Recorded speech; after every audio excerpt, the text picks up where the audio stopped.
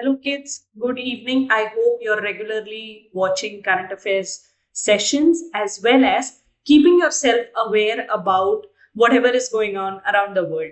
So, in today's session, let's have some discussion. We have quite a lot of news to discuss with you all. Let's try to see what is it. So, the first news for today, that is new drugs and clinical trial NDC rules for 2019. Now, what is this? Inclusion of all the antibiotic in definition of the new drug in the new drugs and clinical trial rules of 2019. Now, this has been recommended by the Technical Drugs Technical Advisory Board to curb the growing antimicrobial resistance, which is now recognized as a public health threat at the global front. Similarly, this aims to promote clinical research in India by providing for a transparent, predictable, and effective regulation for clinical trials and ensure accessibility of new drugs to the Indian population. Now, these rules are applicable to whom? To all the new drugs, to investigational new drugs for human use, for clinical trials, for bioequivalence studies, bioavailability studies, and ethics committees. Moving on, we come to the next news, which is Global Hunger Index of 2024. Now, India's rank for this has come and it is 105th, which is with a score of 27.3. Now, this is a comprehensive tool which is designed to measure and track hunger levels across 127 countries. This index is an annual report. It was published in 2006 to raise awareness about hunger and compare hunger levels between different countries and regions. Initially, this was published by International Food Policy Research Institute and the Wealth Hunger Life. Later included Concerns Worldwide as a co-publishers. Okay, now talking about this, it focuses on multiple dimensions of hunger, including undernourishment, child mortality, stunt growth in children, to rank countries from the scale of 0 to 100, where 0 means that there is no hunger and 100 means the worst hunger possible. Now, talking about this, India's rank, as I told you, is 105th, and which places it in the serious category of this index or the report. Now, 13.7% of people are not getting adequate food to meet their daily needs. Similarly, 35.5% of children are under 5 are too short for their age, which is a sign of chronic undernutrition. Likewise, 18.7% of children under the age of 5 are too thin for their height, which shows acute undernutrition. Similarly, 2.9% of children die before 5th birthday due to lack of proper nutrition and unhealthy living condition. Now, India is one of the 42 countries in serious categories along with the neighbors, which is Pakistan, Afghanistan. Other South Asian countries like Bangladesh, Nepal, Sri Lanka are doing a little better, landing in the moderate category of this index. So, definitely have a look at this.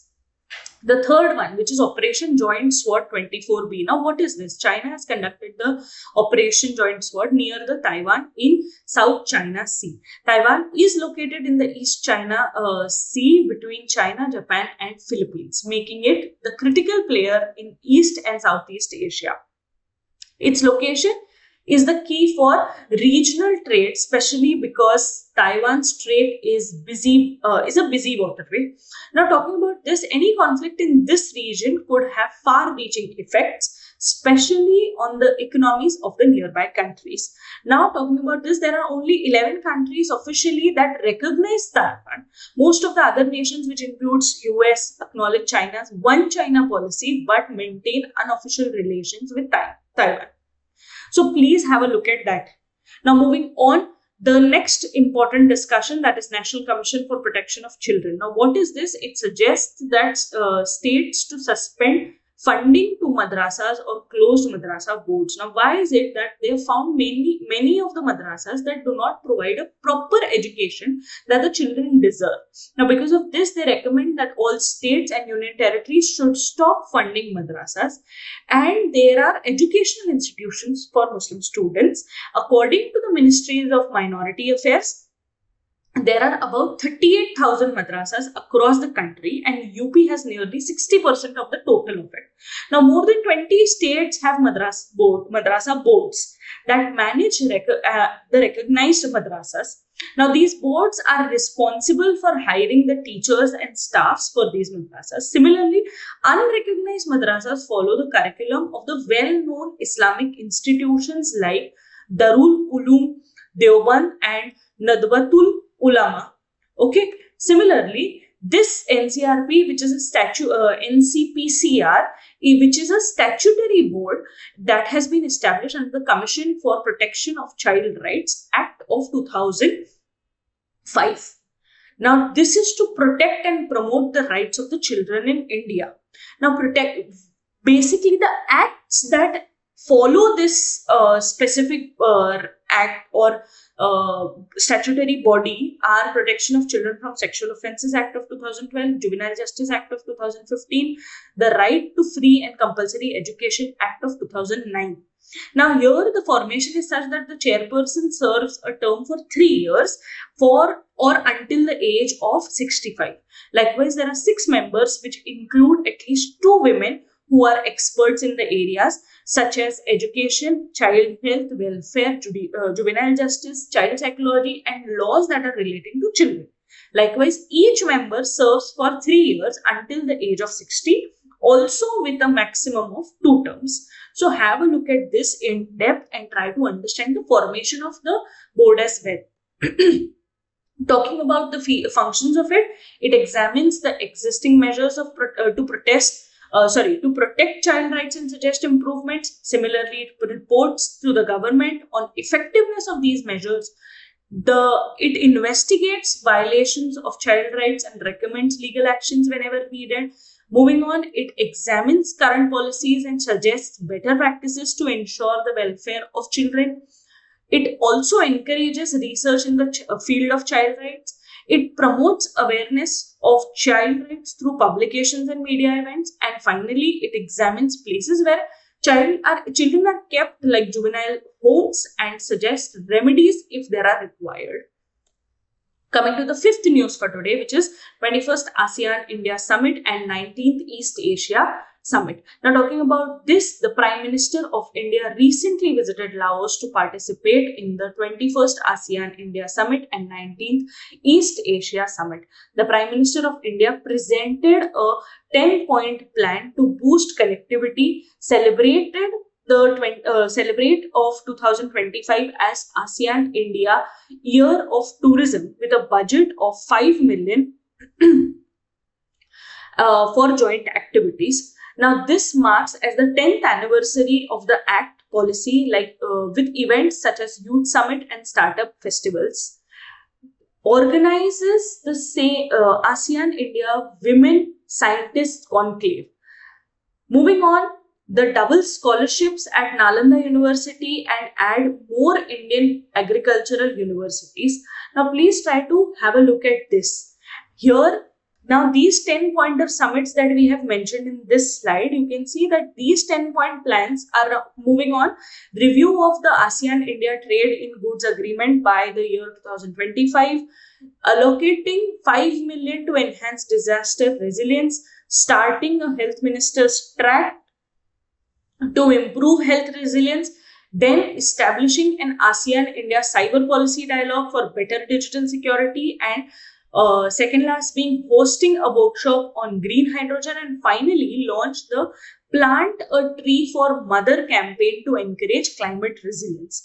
Now, this is how the 10 pointers or 10 plan was discussed by our Prime Minister. Now we come to the next news.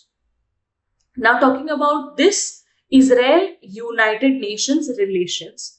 Now, talking about this, Israel has announced a ban on United Nations Secretary General Antonio Guterres from entering the country.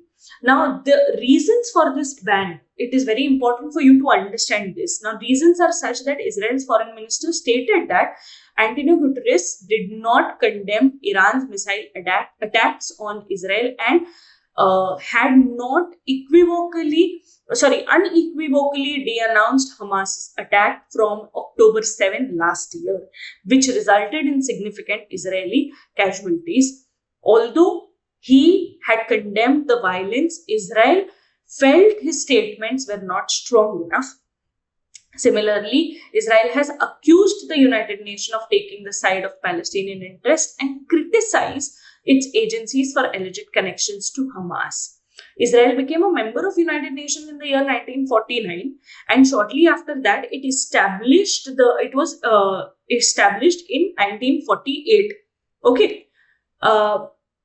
Now, when you see this, over the years, United Nations has passed many resolutions related to Israel, mainly regarding its conflicts with Arab nations and the Palestinian authorities. Now, talking about some of the resolutions, the resolution 181, which was there in the year 1947, which proposed the partition of Palestine into separate Jewish and Arab states.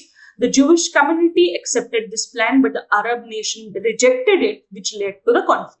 Similarly, the resolution 242, which was in the year 1967, that was the 6-day war called for Israel to withdraw from territories that it occupied in the 6-day war in exchange of peace with its neighbor. This resolution is still in discussion. So please have a look at all of these things and go in depth about it. Try to understand Israel UN nation and all the wars that have been going on in that region. Now we come to the last news for today, which is marital rape in India. Now, what is this?